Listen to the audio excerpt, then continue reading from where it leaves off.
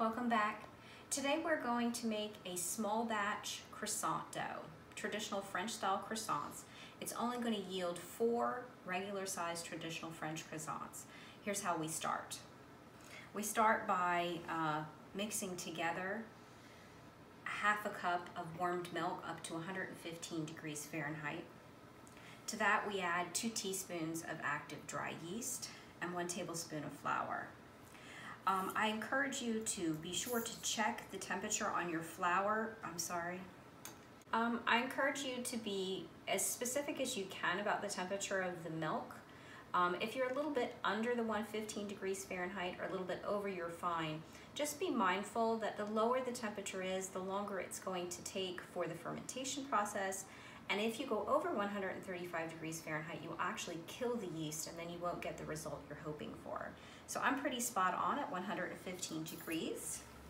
I'm gonna go ahead and add my 2 teaspoons of dry active yeast. Be sure to get it all out. And 1 tablespoon of flour. I'm gonna mix these together really well. And then I want to let them sit for about 5 minutes so that the yeast will activate. You'll notice it'll get sort of a foamy top to it. Okay, so it's been about 5 minutes now, and you can see the top has gotten foamy. So you might interpret foamy to mean it's gonna be bubbling and look kind of like foam bubbles, maybe from like washing or brushing your teeth. But in this case, for yeast, what it really means is it's just gonna have some tiny little bubbles on the surface of the liquid. And every once in a while you may see a bubble break the surface, but it doesn't do a whole lot. It's not like a science experiment where you add vinegar to baking soda and you get a lot of fizzing. It's actually a really sort of delicate thing. All right, so I have that ready. I'm gonna give it just a little bit more of a stir to make sure everything has come completely together. I'm gonna make sure that I get everything out of the measuring cup, and I'm gonna add it to the bowl. Again, scraping everything out. And to this, to make the croissant dough, I'm going to add, this is 1 cup and plus 1 tablespoon of all-purpose flour. It does not require sifting, but if you notice any irregular pieces or lumps, you would run it through the sifter. 1/4 teaspoon of kosher salt. Now that's kosher salt, not iodized salt. If recipe specifically calls for kosher salt, that's the one you need to use. Although most recipes are typically formulated for regular granulated iodized salt. And last, 2 teaspoons of sugar. It'll make it sweet, but not so sweet that if we decided at the end we wanted to use a croissant to make a ham and cheese sandwich, that it would be overly sweet for something that's more of a savory item. All right, I'm gonna mix this together, and it's gonna be a sticky dough. Don't be concerned about over mixing it, because we are going to knead it for 3 or 4 minutes on the work surface once we bring it together.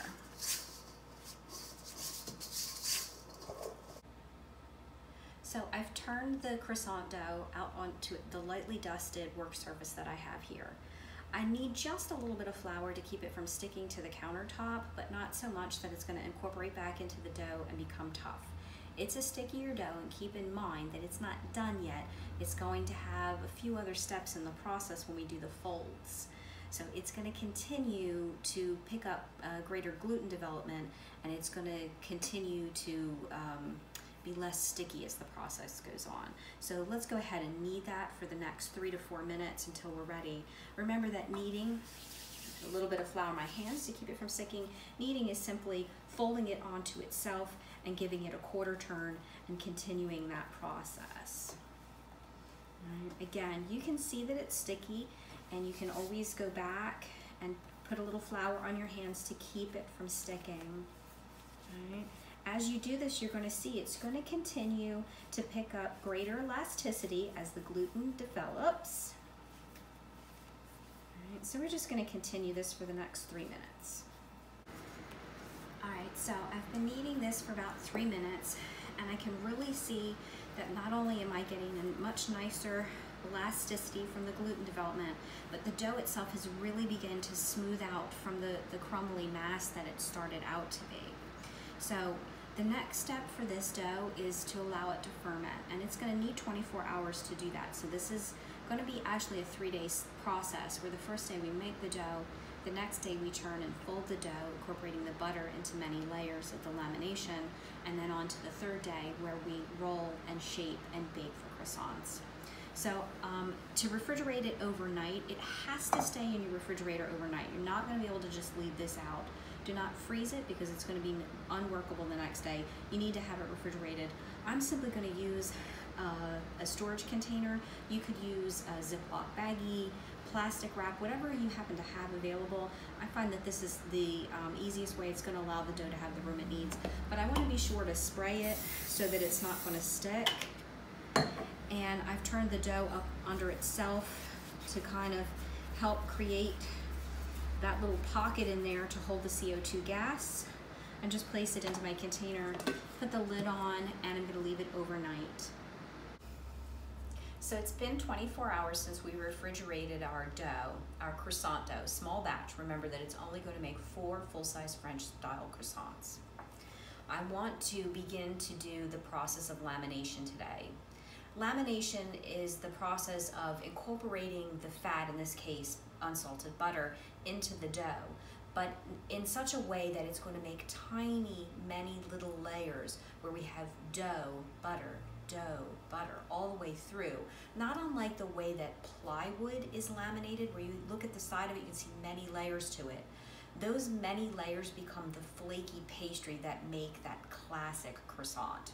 So I'm going to start by rolling out my chilled dough. Remember, you want to start with it cold, and the reason why, this is a yeast risen dough.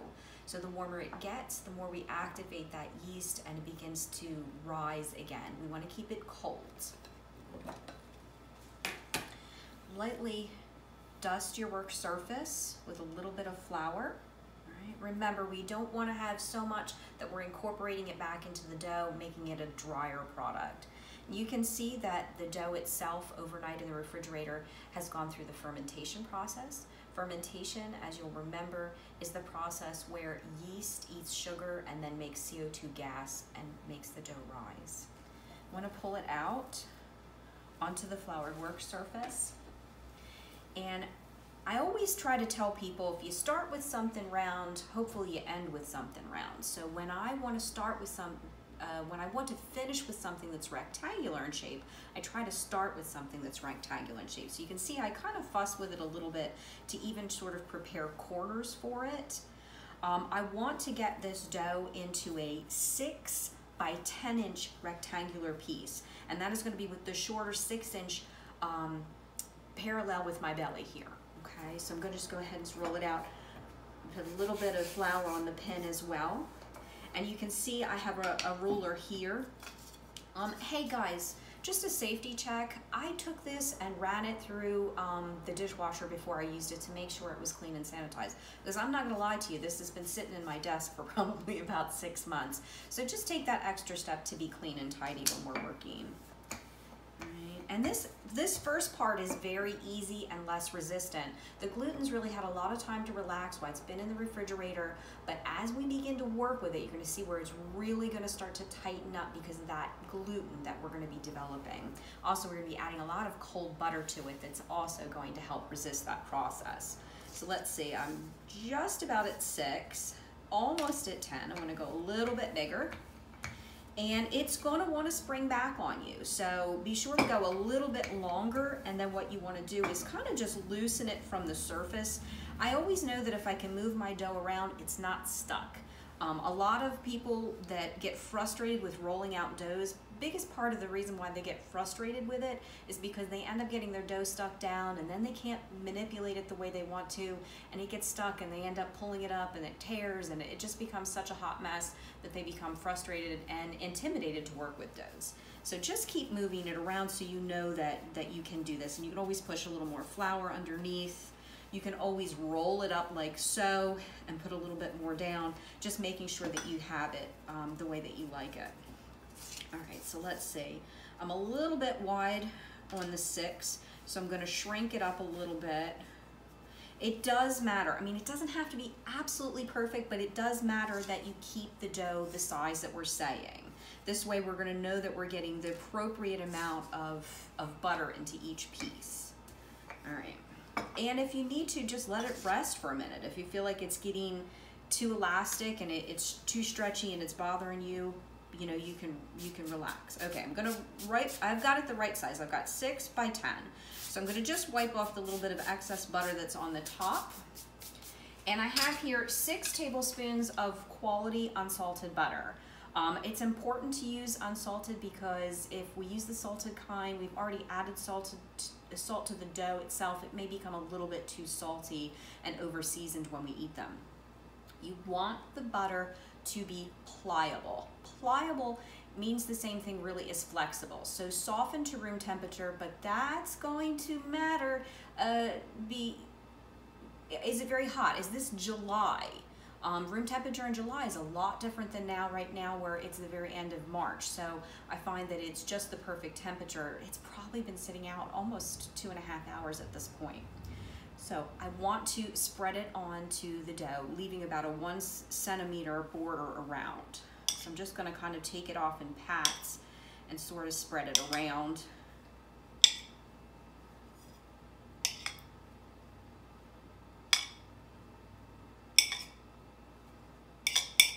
I'm getting every last little bit. I'm not gonna waste one drop. All right. And you can either go with that same kitchen butter knife, or in my case, I have the offset spatula. I like this one. It's offset because it's got that little bend in it. Will help me to be able to do this without getting my knuckles into the butter or onto the flour. So you want to get it on there. Be patient with it, okay?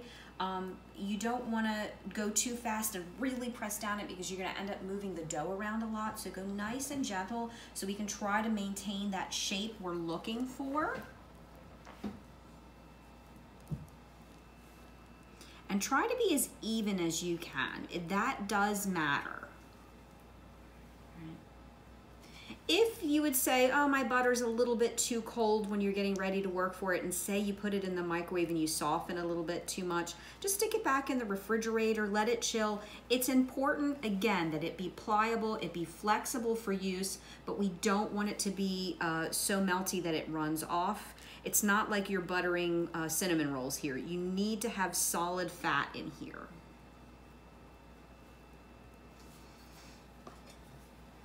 Remember that these croissants take you 3 days really to make them. So you want to take your time with these steps because ultimately you want to be sure that you are going to have 4 good croissants at the end of this.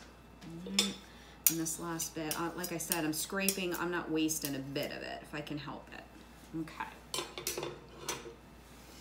Alrighty, so to make croissants, we're going to use the single fold. The single fold is the easiest and most used fold for any type of laminated doughs. Basically, it's like the way that we would fold a letter to put into a business envelope to send it. Now, a lot of young people aren't as familiar with that because we don't send quite as much business mail anymore. Everything is done so much more electronically. But basically, you're folding it in thirds. So I'm gonna fold it a third down towards me. All right.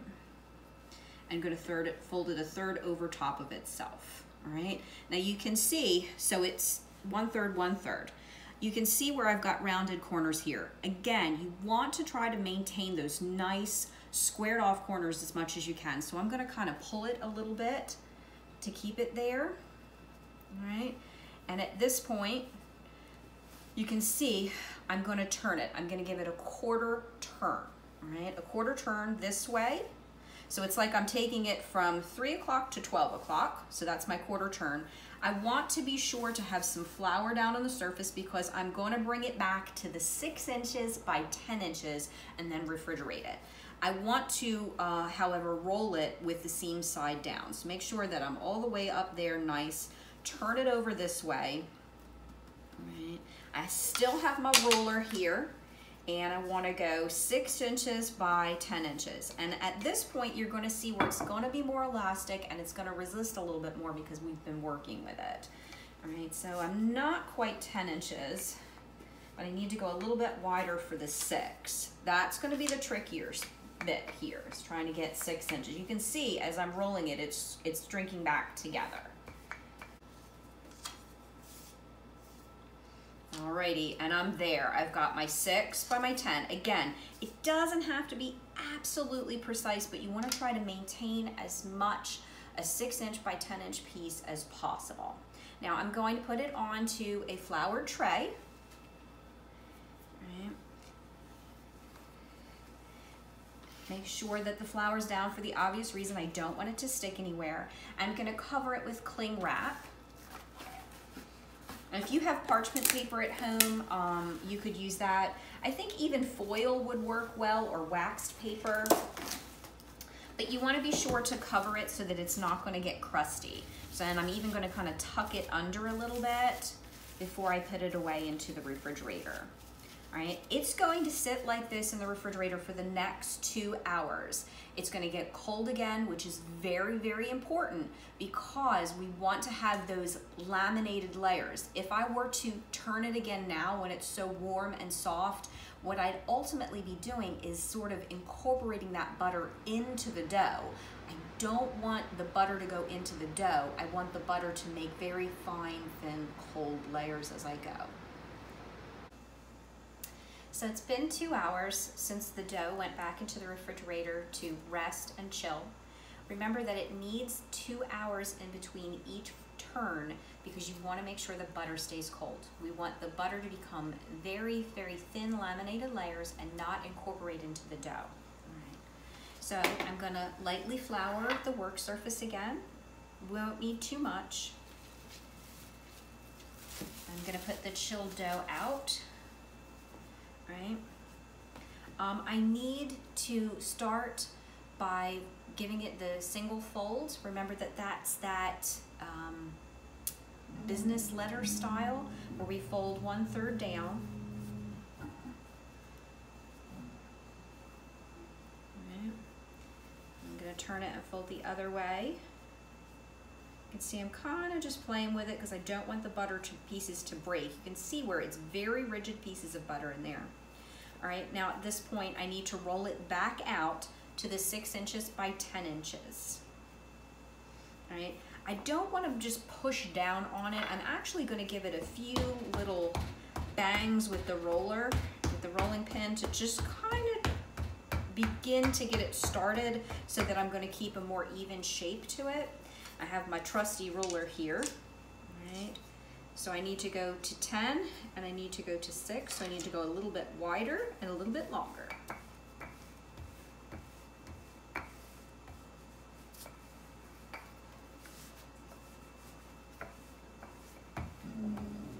Again, it's going to be a lot more resistant through each additional turn.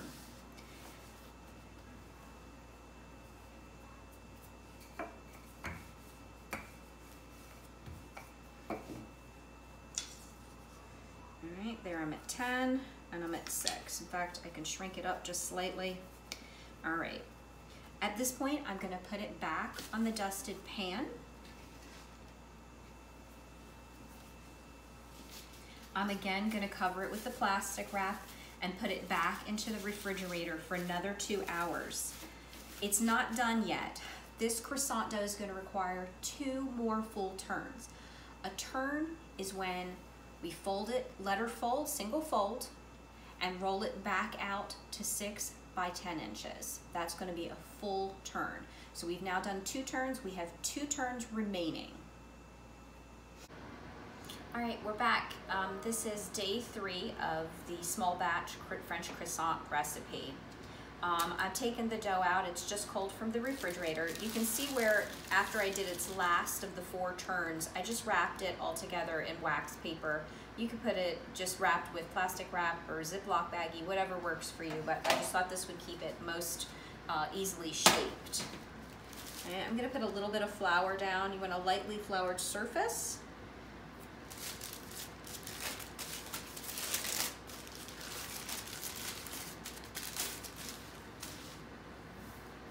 All right, there's really not much you need to do with rolling it out at this point. It's already 10 inches long. Backwards, almost 10 inches long. I want to make it a 10 by 10 inch square. Let's put a little bit of flour down on the top, not much. I'm going to give it a little bit more length, and I want to give it some width.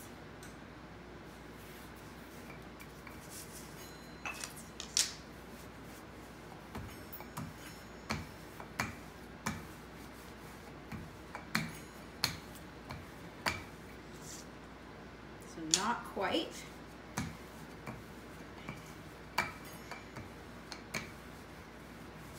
Again, try to maintain a nice rectangular shape with corners to it. You don't want to be round, you want to be a rectangle. Also, I can feel it starting to stick to the countertop a little bit, so I'm putting down a little bit more flour.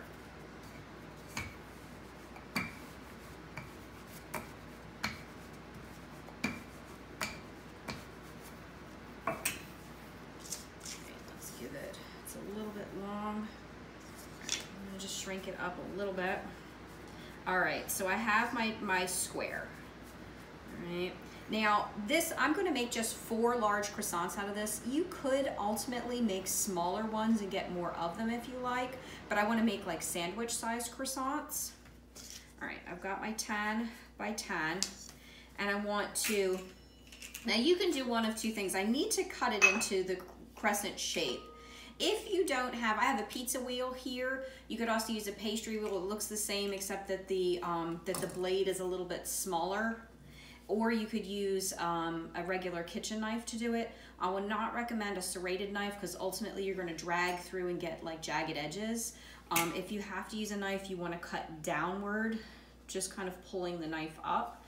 I'm going to go with the pastry wheel, pizza wheel. You want to cut it, just kind of eyeball it. You can use the ruler if you want. You want to cut it into 2 rectangles. And then each of these rectangles, you want to then cut them from corner to corner to get triangles. So going 1 and 2.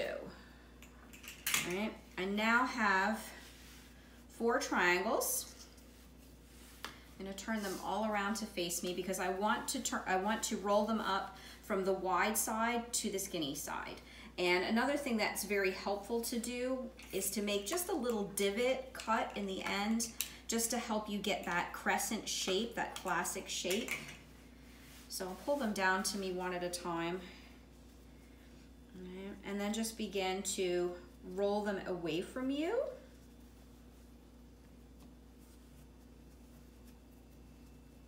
All the way up to the point. Right. You want to put the point side down and tuck it. And I'm going to just put them over here onto the tray. And then pinch their little feet together, the little pointed ends, to hold them together. It's resisting that process. Right. And we're going to do it with the other 3. All right, so I've gotten all of my croissants shaped. And the next thing I need to do is let them rise. But before I let them rise, I'm gonna brush them. I put about 1 tablespoon of whole milk in this ramekin, and I'm just gonna brush it on. It's gonna help the croissants to not get like a crusty edge. They have to sit out and rise until they're doubled in size before they're gonna go in the oven.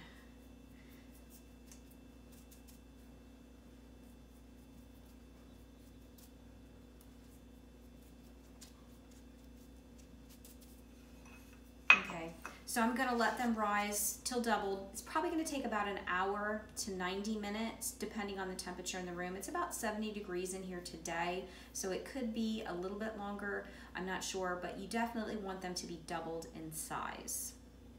All right, so it's been about an hour, and the croissants have doubled in size. I need to brush them with 1 egg yolk so that they're gonna get a nice shine on them, nice sheen when they bake off in the oven.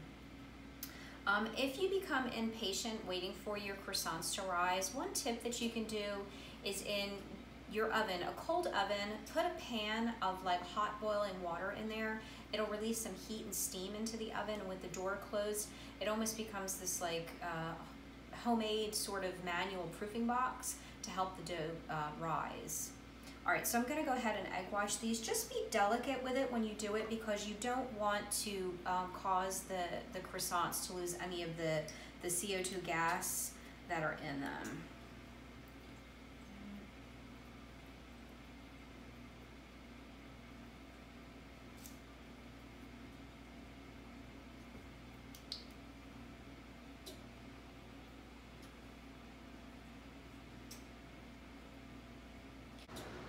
Okay, I'm gonna put them into a hot 375-degree oven and keep an eye on them. They're probably gonna take anywhere from 12 to 15 minutes to bake, but I'm probably gonna check them about 10 minutes in. Please keep in mind that croissants are loaded with a lot of fat between the butter that's been laminated through the dough, and then of course I've also just brushed them with whole egg yolk. So they're going to bake up a lot darker than a traditional bread might. But that is correct. It really sort of brings out more of a sweetness to the dough. All right, it's been just 15 minutes and my croissants are all ready to come out of the oven. And you'll see that I do bake them up just slightly darker than I probably might just like a regular dinner roll. But keep in mind that these will darken up more again because of the amount of butter and because of the extra egg yolk that we brushed on before it went into the oven. I would allow them to cool completely before using them. Some people can't wait and they find them so delicious they want to eat it nice and warm out of the oven. I don't object to that, but it's certainly if you want to make a sandwich out of it, it's going to need to cool completely, probably about 30 minutes. So here you have it, French style small batch croissants. Thanks for joining.